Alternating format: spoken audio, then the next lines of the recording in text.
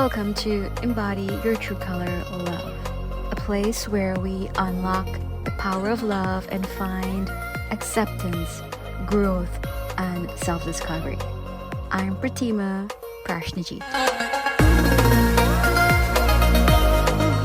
We all have that one person in our lives with whom we refrain from sharing certain sensitive situations because we don't want them to worry. If you ask anyone who is close to you, a family member, a friend, a partner, or a coworker, why they worry so much, their answer is often likely based on the lack of something or another. Lack is experienced by both the poor and the rich, the healthy and the sick, the happy and the sad. A poor man worries about providing the next meal for his family. The wealthy man worries about losing all his money tomorrow. The person with good health worries about getting sick in the future. The sick person worries about dying tomorrow. The happy person worries about losing all the things and people who make them happy. The sad person worries about being lonely for the rest of their life. Can we escape this sense of lack? More importantly, is worrying an effective coping mechanism for dealing with lack? What are the best practices to break the habit of worrying? Grab your cup of tea, a cozy blanket, and let's dive deep into this week's juicy episode. Lack is an emotion that is deeply embedded in our subconscious mind. It lingers in our lives, and since most of us don't understand the root of this emotion, we allow the lack to steer us into feeling unsafe and worrying. Your constant worrying about everything and everyone is a manifestation of lack. To better understand our collective habit of worrying, we need to go back to our ancestral roots. Historically, our ancestors were cavemen who did not top the hierarchy of their time. Larger beasts dominated the landscape, eating the best meat and instilling fear throughout the animal kingdom. Our caveman grandparents lived in constant hiding and fear, surviving on the scraps left behind by lions and hyenas. Their meals often consisted of bone marrow. Food scarcity was a constant issue. Whatever scraps grandfather caveman found had to sustain his family of 6 throughout the winter. Our caveman cousins had to make do with whatever pieces of bone they were given. And thus, the concept of lack was born. It is embedded in the flesh and bones of our kind, passed down through generations. Most notably, it is perpetuated by the narratives about abundance that we inherit. This sense of lack has manifested in our lives as emotional insecurity. A sense of lack in emotional security can lead to constant worrying about relationships, self-worth, and acceptance by others. The same old story that you tell yourself, which was passed down to you: I'm never going to get married, I'll never find the one, I'll end up alone with the cats. This thought pattern is what resulted in child marriages in the first place. It's a manifestation of deep-seated fears and societal pressures that have plagued humanity for generations. This cycle of insecurity and lack perpetuates harmful practices, even in modern times. These patterns are deeply rooted in various cultures around the world, and shockingly, even in 2024, child marriage continues as a disturbing trend. Despite global advancements and increased awareness, The practice persists, highlighting the urgent need for comprehensive efforts to address and eradicate the underlying causes that perpetuate such harmful traditions. This stems deep in the cave of lack. In a small village, there was a young girl named Amina. Her family struggled with poverty, and her parents decided to marry her off at a young age to reduce their financial burden. This decision was also influenced by a lack of access to education, as the village had no schools for girls. Without educational opportunities, Amina's prospects for a future outside of marriage were limited. In their community, there was a profound lack of awareness about the detrimental effects of child marriage, and social support systems to protect children were non existent. Despite laws against child marriage, weak legal enforcement allowed these practices to persist unchecked. Additionally, societal norms valued boys more than girls, seeing girls like Amina as economic burdens or assets to be traded through marriage. Amina's story, much like the one you tell yourself, is a manifestation of various forms of lack: economic, educational, legal, and cultural differences or cultural deficiencies. Lack also manifests in our lives as financial insecurity. Lack of financial resources can result in anxiety about meeting basic needs, future stability, and unexpected expenses. On the other hand, you could be financially stable but still worrying, which strongly stems from lack. My grandmother is well taken care of. She has no bills to pay. Her meals are prepared for her. The help attends to her domestic needs, and she lives comfortably in a house. Yet, she constantly worries about the refrigerator running all night or the lights being on too long. She refuses to sleep with the air conditioner on due to concerns about the electricity bill, which is already paid for her. Even if I want to take her for a drive, she frets about the cost of gasoline. Her persistent worrying stems from the survival fears of Indian indentureship. Her grandparents were Indian indentured laborers in the British colonies, and this system of migration was driven by lack, instilling a scarcity mindset across generations. Lack also manifests in our lives as self-doubt. A lack of confidence or self-esteem can cause persistent worry about one's abilities, performance, and the perception of others. This sense of lack is why you suffer from impostor syndrome. I personally suffer from impostor syndrome throughout my professional life. Uncertainty.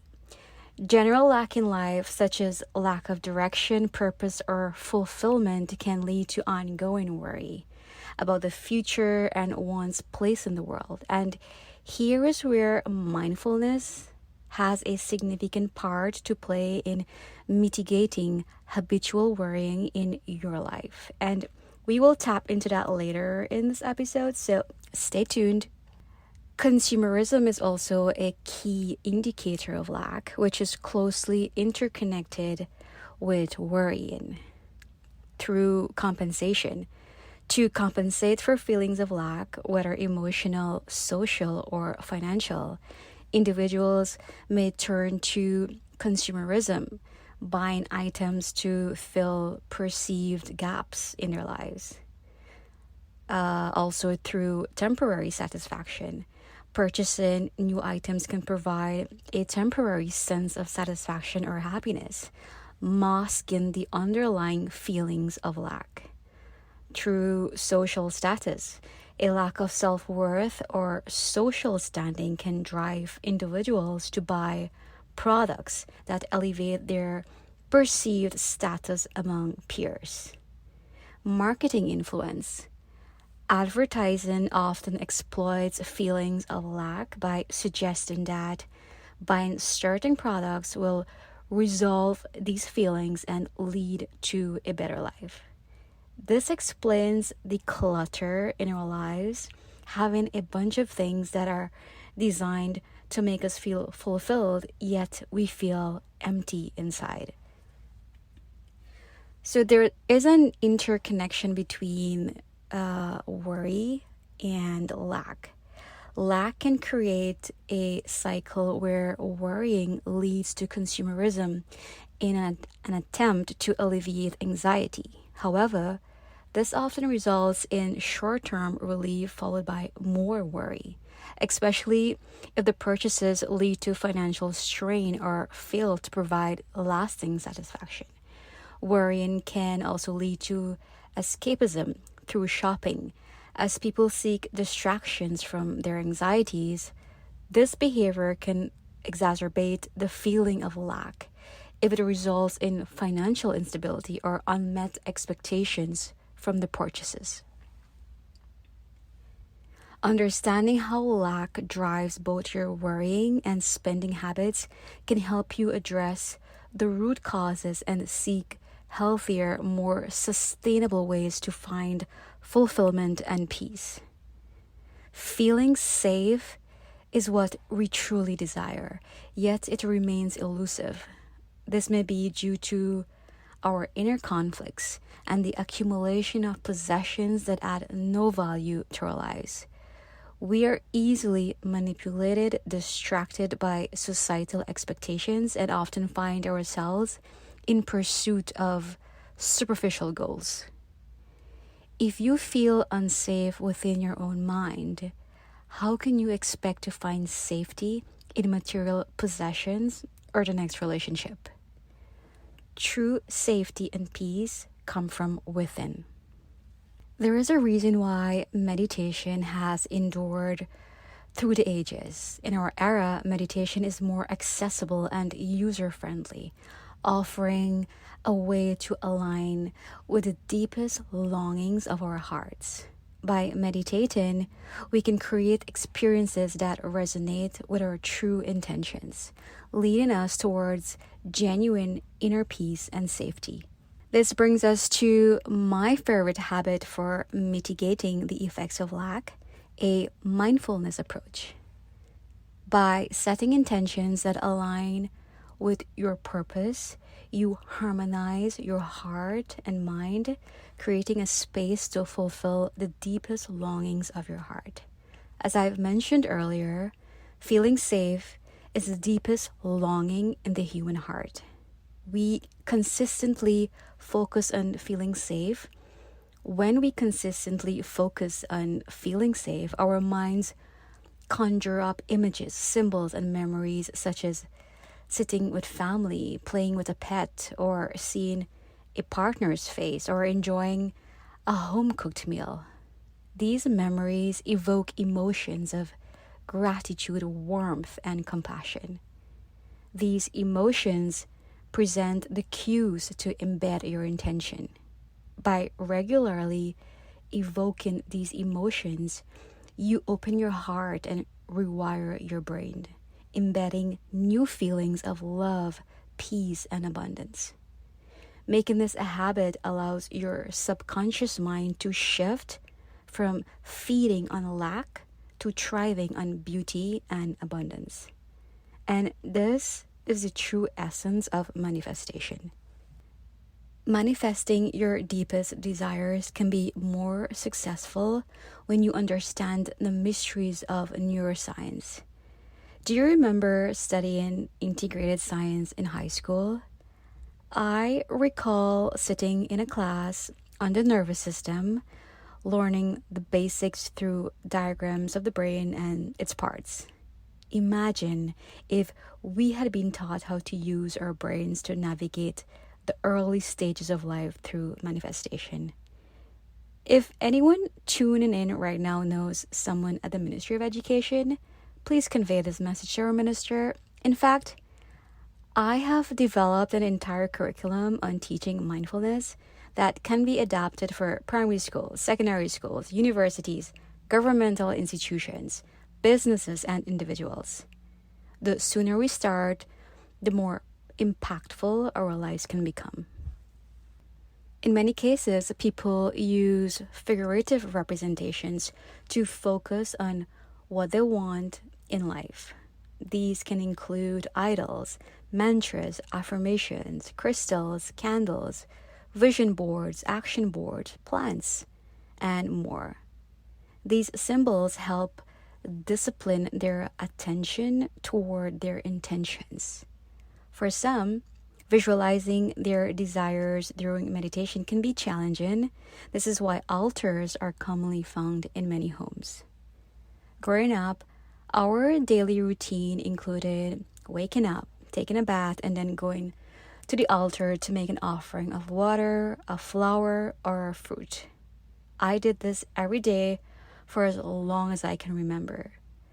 During summer holidays, all my cousins and I would go to our grandparents' house where my nanny would spend 2 to 3 hours at the altar. It was the most beautiful thing to watch. When I reflect on my daily rituals, I realize that while I was very disciplined in sitting for meditation and prayers at the altar, I never set an intention. I simply went with an open mind, performed the rituals, and expected all my desires to manifest. I recall a conversation between my mom and aunt about asking for what you want when you're praying or setting an intention. My aunt responded, "I don't ask for anything. Whatever is meant for me will come my way." And she says that with an attitude. To this, my mom replied, "You have to ask or set an intention because without this knowing or intention, there would be no alignment that leads you to your purpose. And without aligning your intention to something greater, a purpose of life, there would be no frequency, vibration, or energy needed for the manifestation to work."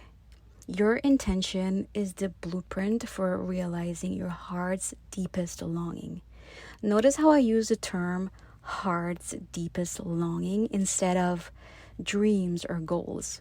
Quite often, we base our dreams and goals on what is expected of us and on what everyone is doing, and not necessarily on what we truly want.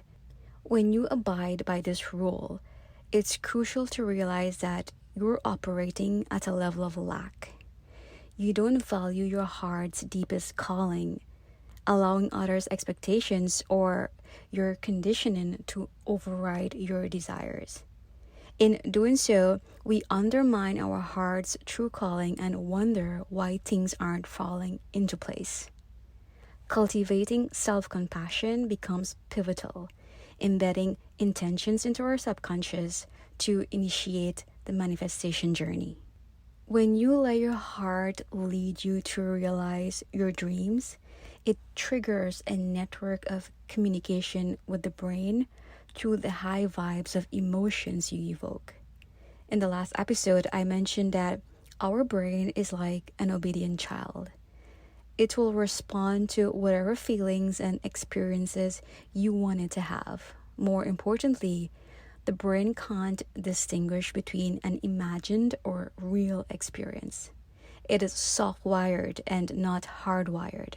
So, when you set an intention, it's crucial to have it written and spoken in first person as if it's happening.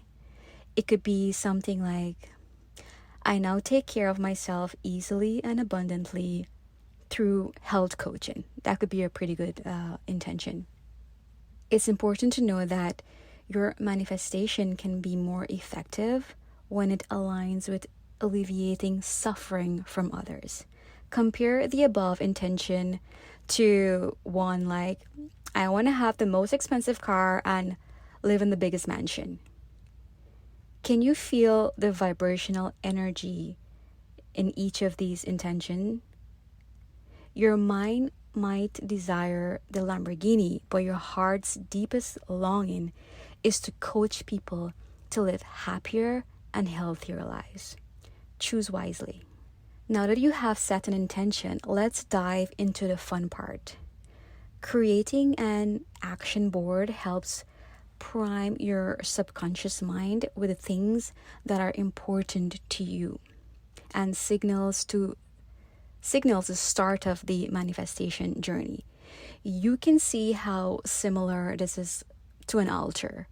By adding figurative and literal representations, symbols, quotes, and affirmations that align with your intention on a cardboard and placing it where you can see it often, you are training your subconscious mind on what is important and requires attention. Every time you glance at your action board, you reinforce these messages. Visualization plays a crucial role as the brain sifts through the clutter of thoughts in your weary mind to focus on your ideal intention, allowing it the space to manifest in the physical plane. Another effective way to maintain your focus on your intention is by recording a detailed story of events that depicts you living your dream as if it's happening in the present moment. During your meditation sessions, you can play this recording. As a child, I fondly remember enjoying listening to the Hanuman Chalisa. I always carried a copy of it in my handbag and would place it under my pillow at night, which made me feel safe. A few years ago, when I discovered meditation, I decided to create my own hymn based on my intention. I used the GarageBand app on my phone to record it. I love that app. It brings out your inner DJ as you can sync your recording with music. Music enhances the embedding process of your intention in your consciousness as it strongly relies on frequency and sound. Every morning and evening during my meditation sessions, I play the recording, evoking all the positive emotions associated with my intention. What this does is trick the brain into believing that I am actually living this dream. This is precisely what we aim to achieve, creating an experience that fulfills our heart's deepest longings. The important thing to remember is to choose a practice that resonates with you. All practices lead to the same desired outcome.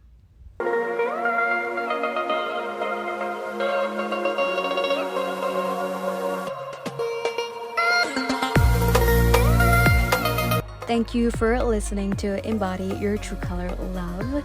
If you haven't already, subscribe, rate, and share your review of our podcast. Your feedback helps our podcast extend its healing reach on a global scale. Connect with me on our social media platforms at Zappa Farms. You can find all of the links in the show notes below. I eagerly anticipate hearing your stories each time, and I am open to suggestions for future topics to explore. Your engagement fuels our journey together.